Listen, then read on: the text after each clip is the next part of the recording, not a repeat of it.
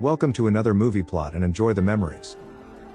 It begins by calling out people from around the world for their various personality shortcomings and foibles. In San Francisco, the nerdy Elliot works as a technician in a computer company running his system on 128 megs of RAM. He has multiple idiosyncrasies that's caused him to have no friends his entire life, while coworkers like Daniel go out of their way to avoid ever talking to him. There's also Bob, who gives him the basic avoidance treatment, Jerry, who puts up with him ever so slightly, and Carol, who's just had enough of his crap. He goes alone to a nearby bar after work, but his 4 coworkers are already there together and were hoping they could avoid him. They immediately get annoyed by his presence, so noticing that Elliot has a crush on their colleague Alison, they encourage him to leave them and talk to her instead. He doesn't do too bad and she's very polite, but he turns around to look at the group for too long, so thinking their conversation's over, she just leaves. Elliot says he would give anything to be with his dream girl when the devil overhears his prayer and appears in the form of a beautiful woman. The pool-playing Satan flirts with Elliot and takes him outside, where he thinks that she's just working him and tells her that he hasn't got any money. Taking no offense to the insinuation, Satan offers to change Elliot's life forever, so now he just assumes that she's a Scientologist. She reveals that she's Satan, so he assumes that she's just a crazy lady, but teleporting into new clothing has him convinced she's at least different. The devil tells Elliot that she can make all of his dreams come true, so he wishes for a Big Mac and cola to test it when a bus suddenly pulls up. The pair go to McDonald's to get one the old-fashioned way, but Satan makes Elliot pay out of his own pocket as she left her handbag in the underworld. Still not convinced, she promises to take him home in her Lamborghini Diablo, but instead brings Elliot to her nightclub where he's treated like he's famous. He can't resist accompanying her inside, where all of the women want to be with him and the males want to have photos with him. He's even served a freshly cooked batch of his dead grandma's cookies before the mother of lies brings him to her office to begin making deals. It's only when she completely changes into a typical depiction of Lucifer does Elliot finally believe that he's talking to the real devil.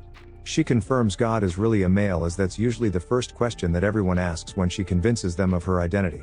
Producing a weighty contract, she offers Elliot 7 wishes in exchange for his soul, but it drifts off into some fine print about him forever being called one of the damned. Unsure what a soul even is, Elliot's at least smart enough to know that if the devil wants it, then it must present some kind of value to her. She admires his ability to see through her sinister ploy, but the moment Elliot gets told he can live out his wish with the girl of his dreams, then things change. His Fabio self tells him to sign the contract, and wanting to be with Alison, Elliot signs the 7-wish deal because the devil says that 6 or 8 just didn't sound right. She gives him a pager and says to dial 666 should his wish not go to plan, before Elliot wishes for all of the good things like being wealthy, having power, and even being married to Alison. Satan makes it happen and Elliot wakes up with the woman of his dreams in his bed, but now looks Hispanic, though doesn't mind. He speaks fluent Spanish and lives in a mansion in Colombia where Bob, Jerry, and Dan have counterparts called Roberto, Alejandro, and Esteban. Things quickly turn sour when Elliot learns Alison's fooling around with her English tutor, and it gets worse when it's revealed in double prints. Confronting his wife with the allegations, she reveals that it's all true and that she hates her husband before chasing him off with various objects. The boys then collect Elliot, and things get even worse when it turns out that his cartel's currently in dispute with the Russian mafia. Realizing his fortune was made through criminal activities when the coke doesn't taste like sugar, Elliot doesn't have time to think before his wife's tutor overthrows his authority as he's paid off the traitorous friends and soldiers. Luckily, he's a horrible shot, allowing Elliot to take cover behind the piles of product while the Russians flee from the gunfight. He then tosses a brick into the air and shoots it, allowing Elliot to escape under coke cover and leap onto the Russians' escape chopper. Trying to recall to reality, he drops the pager and has to catch it out of the air to punch in the digits and be violently transported back to San Fran. Satan's now menacingly handing out parking tickets and points out that Elliot never wished for Alison to ever love him, only to be married. She damages street lights, causing a multi-car pileup, and then transports the 2 of them out of there and into Alison's bedroom. Satan reads through her journal, searching for things that she likes in a man while she walks around her room, unable to see or feel the intruders. The devil learns from the diary that Alison's type is the emotionally sensitive man who understands the needs and desires of women. Elliot wishes for it, but Satan turns him into a socks and sandals wearing redhead that's so sensitive he cries whenever he looks at the sun. The couple's about to kiss when the she-devil shows up with her angry pet dogs, only to ruin the moment before running away. Alison already hates Elliot's constant flattery and now just wants to be with a man who's shallow and only acts sensitive to get into her pants. The work colleagues show up as a group of jocks, with Bob kicking sand into Elliot's face over and over again as he intends to steal his girl.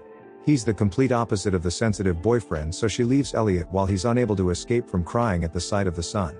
Returning to the real world, he tells Satan that she's ruining everything, but she manipulates him into thinking that she's just doing her job. Wanting to be like the jocks on the beach, Elliot's next wish is to be a famous athlete that everybody adores, who Satan suggests be Dennis Rodman. Preferring Jordan, she makes him a 7'6" basketball star, leading the sport in literally everything on the charts while performing supernatural dunks. Satan is on the cheer squad and Jerry and Dan the announcer's desk while Bob interviews Elliot after another glorious victory. He isn't well spoken and just repeats cliché lines from the athlete's handbook while appearing to have a serious glandular problem. Later in the locker room, a reporter enters doing interviews on the NBA players, and like everyone else, Alison is in love with a low IQ athlete. Unfortunately, Satan also gave Elliot a tiny package, causing Alison to lose interest and make up a story about needing an enormous piece from the NFL. When the moron figures out the numbers for the pager, he returns to the real-world hospital where Satan's swapping around patients' medication. This time he wishes to be smart, famous and well-endowed, so Satan turns him into a famous writer who's attending a cocktail party at his friend Carol's. She leaves to talk to Alison about the handsome guest while Elliot talks to Daniel, who in this reality goes by the name Dr. Ngegitigegitibaba. Already a fan of his novels, Alison's head over heels in love with Elliot, but he still spends the night telling her all the things she wants to hear. When he finally takes her back to his home, it's revealed that this version of Elliot's gay and lives with his flamboyant partner Jerry.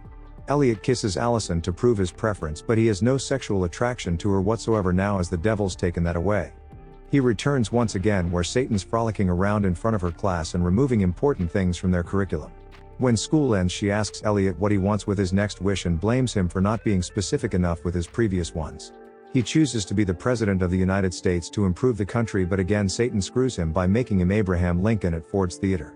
He nervously attends with Alison and his Lieutenant Bob, but struggles to find his pager to escape the impending assassination. Finally located in his boot right as the hitman enters, Elliot inputs the code at the last second and avoids a bullet. Returning to work with a new confidence about him, the devil appears on Elliot's computer screen and points out that he only has one wish left. She's included the McDonald's meal as his first wish on the contract, so Elliot calls off their deal and storms out of the office. He decides to visit a church looking for help, but a sympathetic priest asks him to confess his problems as a way to converse with God. Elliot questions if he thinks that asking Satan for a Big Mac should also count as one of his wishes, so the confused priest has Elliot arrested. Thinking that he's just intoxicated, a sergeant puts him in for the night and Satan appears dressed as an officer to take him away. She tells Elliot she still likes him and that if he's going to be in hell for eternity, then it couldn't hurt to have a friend like her. Inside his cell, Elliot doesn't realize that he's meeting God, as he just behaves like a friendly cellmate with a few nuggets of wisdom. He tells Elliot that he can't even sell his soul as it really belongs to God, and Satan's just trying to confuse him into giving it to her. When he's released in the morning, Elliot returns to Satan's nightclub to cancel their contract. She assumes that he's there for the final wish and changes into a Halloween costume before reminding him that she gets his soul when they finish. Elliot says that he isn't going to use the last wish, as there's nothing the devil can even give him that he wants from her. Angered by this, she drags him down to hell, where a demonic creature turns into a giant Satan wielding a pitchfork that the tiny Elliot clings onto. She pushes him to make the final wish, but Elliot just asks that Alison has a happy life, so Satan rolls her eyes and drops him into the depths of hell. He's suddenly on a marble staircase wondering if he's in heaven, but the devil's still there and tells him that it's the city courthouse. She says that the giant horned demon was all just special effects and it usually works on most people but not on Elliot. If he had just read the contract, he would have known that a benevolent act is grounds to void their deal, allowing him to keep his soul. Satan says that in 6,000 years of doing this, Elliot's the only one to ever give away his wish and that humans spend too much time looking to heaven and hell. Elliot admits that despite the manipulation of him, Satan's the only friend that he's ever had and thanks her for helping him become braver. He returns to work with his newfound confidence and asks Alison on a date, only to learn that he's too late and she's already seeing somebody. Continuing his life with a better understanding of himself, Elliot's ridiculed by Bob for the last time. Elliot grabs him by the shirt but decides to release the helpless man while a sinister look sends his other co-workers leaving in fear. When he goes home, Elliot meets his new neighbor Nicole, who's the spitting image of Alison but has a strange personality identical to his. They begin having a relationship, and one day while walking through the park they pass Satan and God having a game of chess. The devil cheats as you'd expect, and the scene ends by listing Elliot and Nicole's flaws that they tolerate in each other. And the movie ends.